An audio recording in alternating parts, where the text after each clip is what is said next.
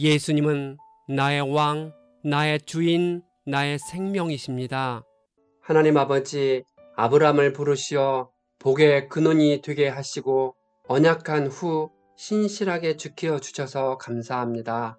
우리도 이 땅에 살아가면서 주님의 신실하심을 닮아가도록 인도해 주시옵소서. 예수님의 이름으로 기도합니다. 아멘. 오늘 읽을 말씀은 창세기 12장부터 15장입니다.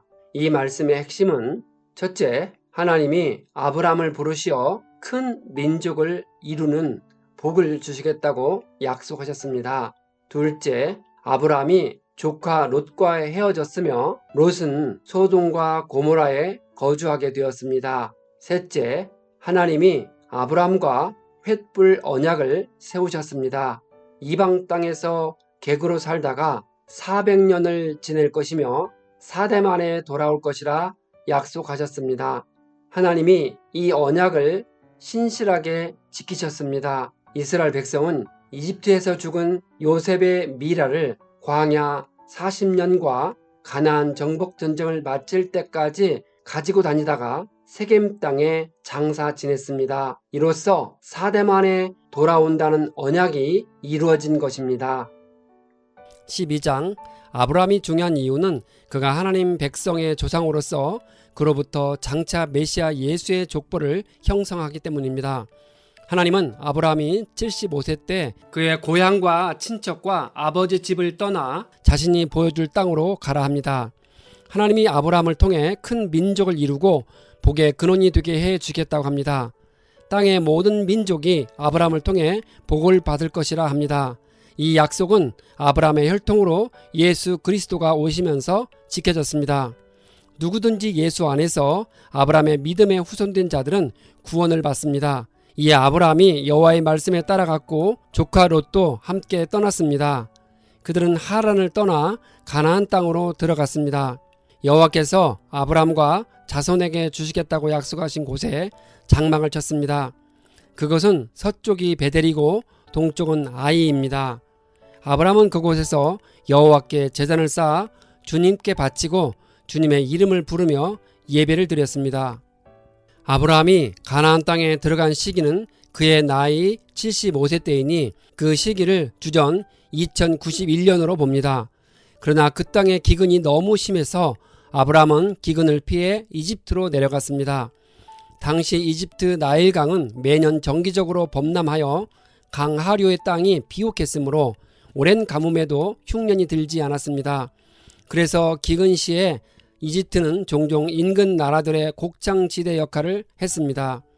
아브라함은 이집트 사람들이 자신의 아내를 빼앗고 자기를 죽일 것 같아 매우 두려워하여 자신의 아내를 누이라고 소개했습니다. 당시 중근동의 악한 풍습으로 여행자들에게서 아내를 빼앗고 남편을 죽이는 일이 흔했습니다. 바로는 사례를 자기 여자로 데려오고 그 대가로 아브라함에게 노비와 짐승들을 주었습니다. 여호와께서 사례의 일로 바로의 집에 큰 재앙을 내렸습니다. 바로는 겁에 질려 사례를 내주며 아브라함을 질책했습니다. 아브라함은 아내와 모든 소유를 받고 그곳을 떠났습니다. 13장 아브라함은 아내와 조카 롯을 데리고 떠나 네겝으로 올라갔습니다. 그곳은 팔레스타인 남방의 광활한 사막지대를 가리킵니다. 아브라함은 처음에 제단을 쌓았던 베델과 아이 사이에 머물며 하나님께 예배를 드렸습니다. 아브라함과 롯의 짐승과 재산이 많아지니 그 땅에서 동거하기에 너무 좁았습니다. 아브라함은 롯에게 땅을 먼저 선택하도록 하고 자신은 나머지 땅을 선택하겠다고 합니다. 아브라함은 가나안 땅에 거주하였으며 롯은 요단 온 지역을 택하고 소돔까지 갔습니다. 당시 소돔 사람들의 악한 죄는 압제와 착취가 횡행하는 극심한 사회적인 부패였습니다. 또한 동성애 같은 성적 타락이 극심했던 것으로 기록되어 있습니다. 롯이 아브라함을 떠난 뒤 하나님은 아브라함에게 동서남북에 보이는 모든 땅을 그와 자손에게 영원히 주시겠다고 하셨습니다. 하나님께서 아브라함의 자손이 땅에 티끌처럼 셀 수 없이 많아지게 하시겠다고 약속하십니다. 이는 일종의 과장법으로 마치 땅의 티끌처럼 너무도 많아서 셀 수가 없을 정도라는 뜻입니다. 실제로 아브라함의 육신적 후손들 뿐만 아니라 영적인 후손까지 고려하면 땅의 티끌은 적절한 표현이라 볼 수 있습니다. 아브라함은 헤브론의 마므레 상수리 나무들이 있는 곳에서 살면서 여호와께 제단을 쌓아 바쳤습니다. 아브라함은 가는 곳마다 제단을 쌓는 예배자였습니다. 14장 시날 왕 아브라멜과 여러 왕들이 소돔과 고모라 지역 왕들 간에 전쟁을 일으켰습니다. 그들이 싸운 시딤 벌판은 오늘날 아스팔트와 유사한 역청이 많은 지역이었습니다. 사람들이 건축 재료를 쓰기 위해 역청을 팠는데 그 결과 시딤 골짜기에는 구덩이가 많이 있었습니다. 소돔 왕 등이 산으로 도망갈 때 사람들이 거기에 빠졌습니다. 아브람을 히브리 사람으로 불렸는데 히브리란 말이 이주자 혹은 건넌 자라는 뜻입니다.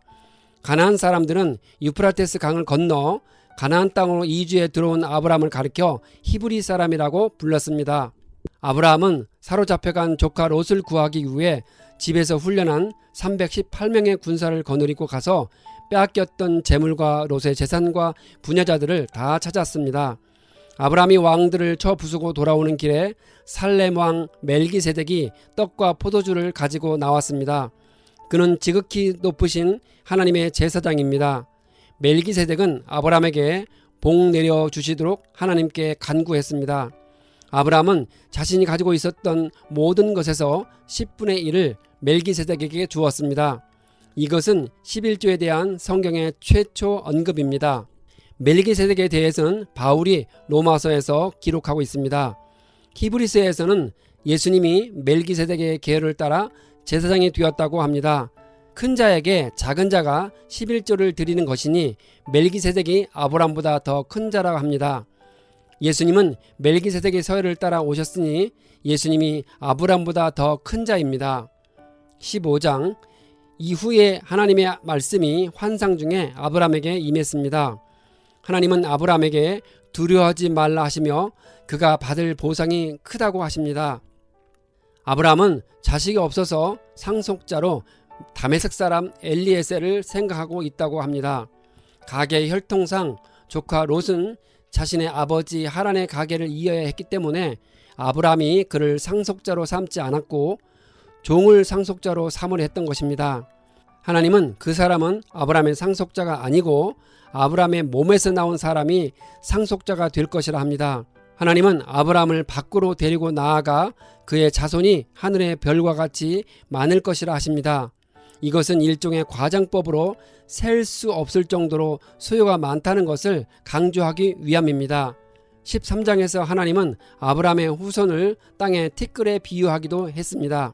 아브람이 하나님을 믿었고 이 믿음 때문에 하나님은 그를 의롭게 여기셨습니다.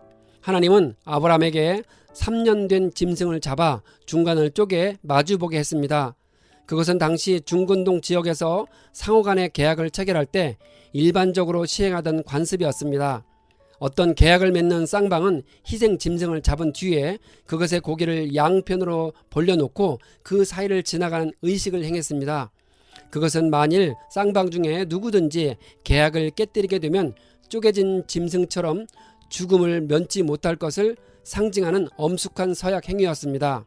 여호와께서 아브라함이 두려워하며 깊이 잠들었을 때 찾아오셨습니다. 하나님은 아브라함의 자손이 이방에서 객이 되어 400년 동안 종살이 하다가 4대 만에 가나안 땅으로 돌아올 것이라 합니다. 횃불이 해가 져서 어두울 때 쪼갠 고기 사이로 지나갔습니다. 횃불은 하나님을 상징하니 약속을 지키지 않을 때 주님이 짐승들처럼 쪼개져도 된다는 의미입니다. 이 언약은 아브라함의 4대 손인 요셉의 뼈를 세겜 땅에 장사 지내면서 완성됩니다.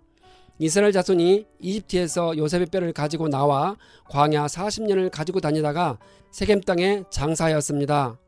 하나님은 약속하신 바를 언제나 신실하게 지키십니다. 이 과정을 통해 우리가 깨달아야 할 점은 하나님의 백성이 사람들과 약속을 했다면 반드시 지켜서 신실하신 하나님을 닮아가야 한다는 것입니다.